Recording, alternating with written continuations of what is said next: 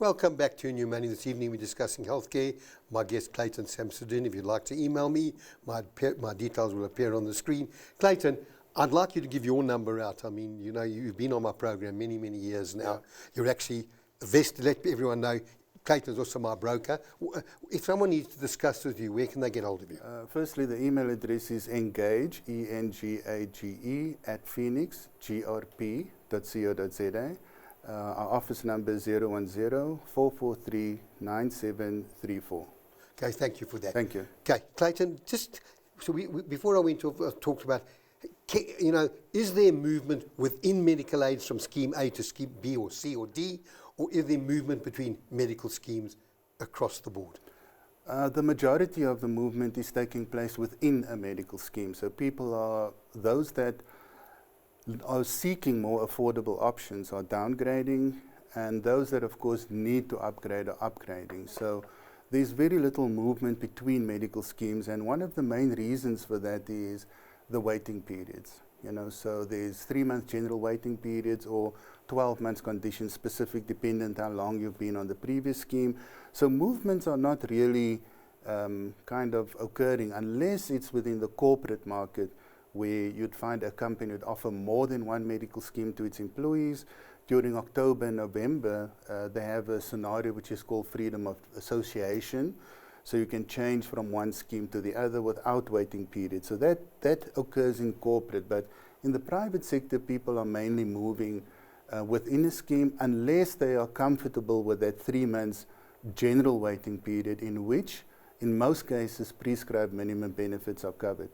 Clayton, if you've been on a medical aid, say 10 years and you moved, you still have that possibility of a waiting period? Correct, yeah. So you have to move within 90 days of leaving the other, and you have to, when you join the new scheme, you'll have access to PMBs within that 3 months. So that would mean a life-threatening situation, emergency, you would have cover. But other than that, so if you're just feeling ill, you wouldn't be able to access the medical scheme for that if it's not one of those conditions. Okay, I'd like to deal with some of the emails this evening. Kevin in White River says, I'm a member of a smaller medical aid and I'm concerned that if younger members are not joining, how will the scheme deal with cross-subsidization with the average age of the scheme getting older? Is there a time when the medical aid will run into difficulties? And I see he's got a question too. I'll come back to that in a moment. Let's deal with question one. Yeah. Smaller schemes, members now opting out of major medical, the cross-subsidization of the younger supporting the older. Yeah, so Kevin has got a right to be concerned. We've seen this happen a few times, and it's what we call a death spiral. So death spiral is the scheme's getting too expensive because the population or the membership on that scheme is aging. So what you'd find is the younger members exit, and when the younger members exit, because they won't have, you know, waiting periods or late joiner penalty, so they exit. That means the risk pool is getting older, and the older it gets to a point, which is what Kevin's alluding to, is now what happens when there isn't any more sufficient younger members to make the scheme sustainable. Then you'll see, like you've seen before with Health Squared, where the solvency ratio just reduces dramatically within a space of time.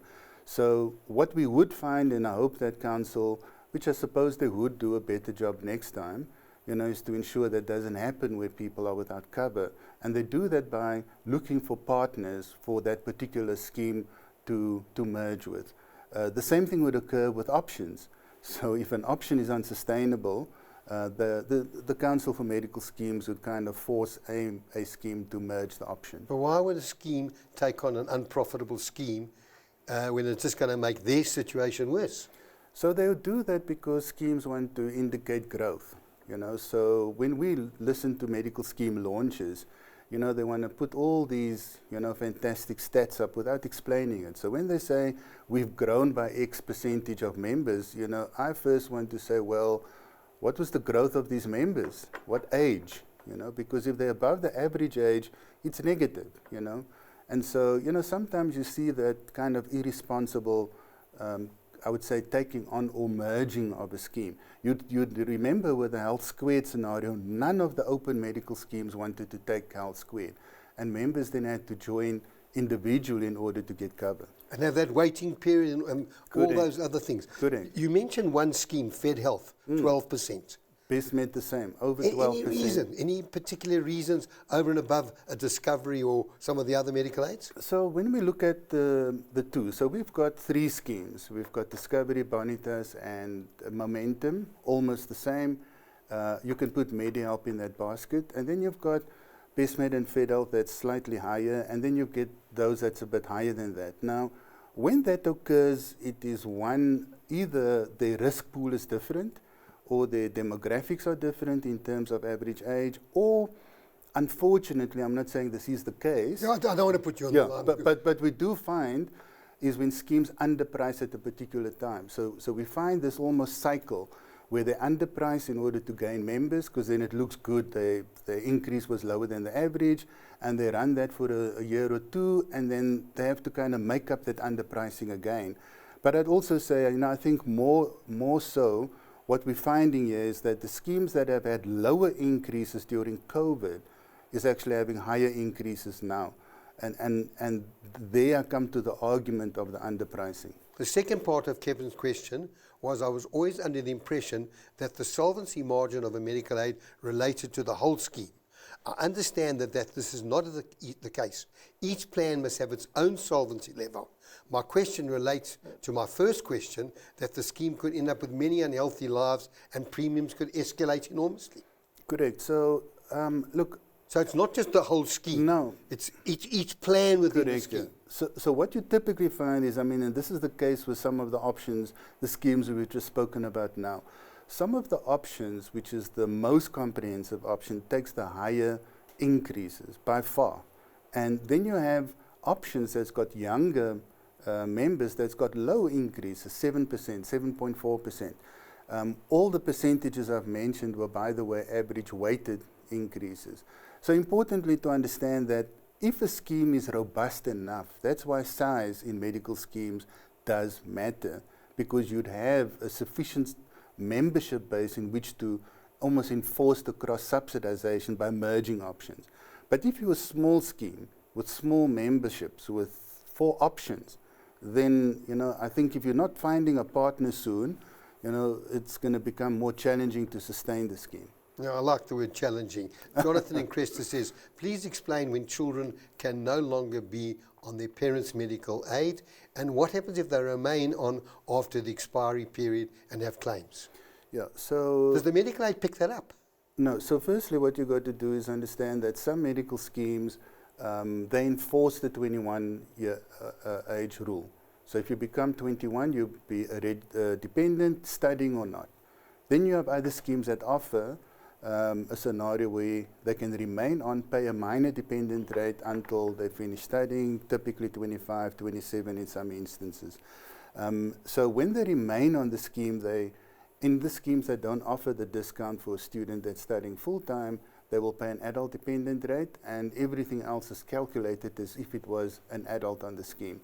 There's no way they'll remove the person. What is difficult to do is to add the child on, the adult dependent to the scheme later. But when there's the transition from, let's say, being a minor dependent to an adult dependent, you can carry on.